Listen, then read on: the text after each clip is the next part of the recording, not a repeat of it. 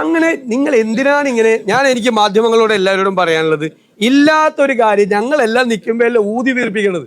ഞങ്ങളെ സമയം വളരെ വൈകിയപ്പോൾ ഷാഫി പറമ്പിൽ MP ആണ് പറഞ്ഞത്, ഇനി പ്രതിപക്ഷ നേതാവിനെ വിളിച്ചാൽ മതി, വേഗം പോട്ടെ. ഞാൻ ഇന്നലത്തെ അവസാനത്തെ ബാലുശ്ശേരിയിലെ പരിപാടി എൻ്റെ അവസാനിക്കുന്നത് 9:58 എൻ്റെ പ്രസംഗം അവസാനിക്കുന്നത്.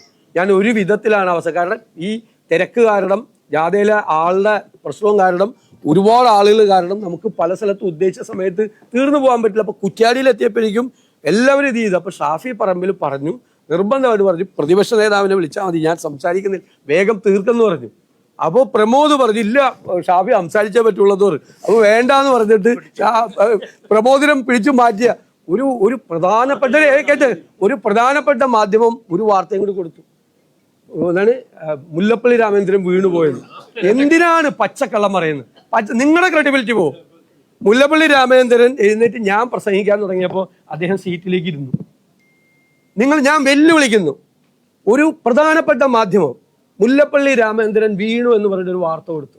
ഞാൻ പ്രസംഗിച്ചപ്പോൾ സീറ്റിലേക്ക് ഞാൻ വെല്ലുവിളിക്കുന്നു. നിങ്ങളുടെ ക്രെഡിബിലിറ്റി പോകും. എന്തിനാണ്? നിങ്ങൾക്കറിയാലോ ആ ജാഥ ഇന്നലെ എന്തായിരുന്നെന്ന്. അതിന്റെ അസൂയ പൂണ്ട കുറെ ആളുകൾ അതിന്റെ ആ ജാഥ ഞാൻ പറയണത് ശരിയല്ല, ഞാൻ നയിച്ച ജാഥയാണ്. നിങ്ങൾക്ക് എല്ലാവർക്കും അറിയാമല്ലോ, എല്ലാ ചാനലുകളും എല്ലാ മാധ്യമ പ്രവർത്തകർക്കും നിങ്ങൾക്ക് അറിയാമായിരുന്നല്ലോ. നിങ്ങൾ എത്രയോ ജാഥകൾ റിപ്പോർട്ട് ചെയ്ത ആളുകളും എത്രയോ ജാഥകൾ കണ്ട ആളുകളുമാണ്. ഞങ്ങൾ എത്രയോ ആയിരക്കണക്കിന് വോട്ടിന് തോറ്റ സീറ്റുകളിൽ ആ നിയോജക മണ്ഡലങ്ങളിൽ ഞങ്ങൾ ഇന്നലെ ജാഥ വന്നപ്പോൾ എന്തായിരുന്നു ജാഥയെന്ന് നിങ്ങൾ വിലയിരുത്തും. ആ ജാഥയുടെ പ്രാധാന്യം ഞങ്ങൾ കാസർഗോഡും കണ്ണൂരിലെ ഞങ്ങൾ 60,000 വോട്ടിന് തോട്ട മട്ടന്നൂരിൽ ഉൾപ്പെടെയുള്ള ജാഥ എന്തായിരുന്നു എന്ന് കേരളം വിലയിരുത്തുന്നുണ്ട്.